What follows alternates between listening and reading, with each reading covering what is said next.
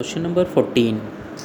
What is the question? There is a function which is given from r except minus 4 upon 3 to r be a function such that fx equals to 4x upon 3x plus 4. Now we have to find out the inverse of this function from the given options. So in all options you will see that question number 14 that there is some inverse function is given. So it means this function is invertible. We need not to prove this whether this function is invertible or not. We will directly find out the inverse of this function. So first we have taken y an element as arbitrary from the range of this function. So y belongs to r such that y equals to fx. Now y we have taken fx is given 4x upon 3x plus 4. So simplify it, y into 3x 3xy plus 4y equals to 4x. 4x minus 3xy equals to 4y. So when we will take common x, 4 minus 3y equals to 4y. So what we get, x equals to 4y upon 4 minus 3y. Now we got the value of x equals to 4y upon 4 minus 3y. So it will be equals to the function g which is given in the question gy.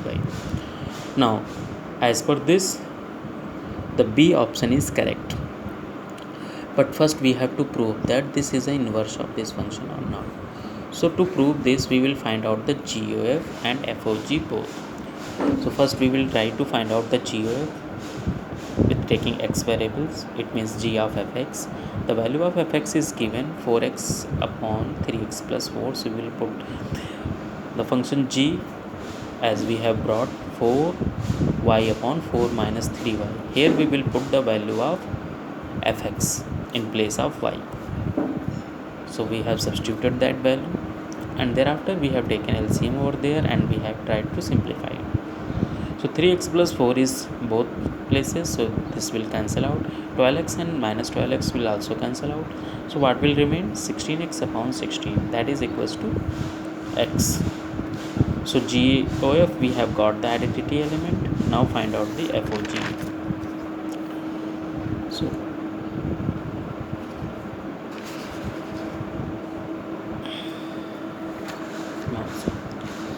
this is given over here.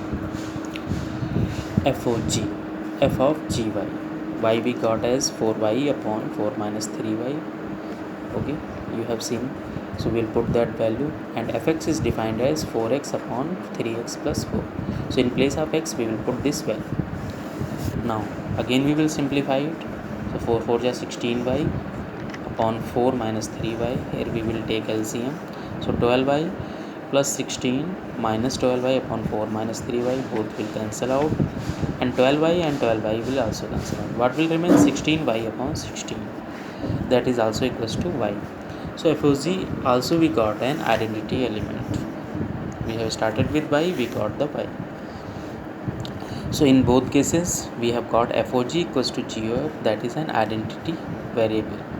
When we are taking x we are getting x, when we are taking y we are getting y. It means g is the inverse of f.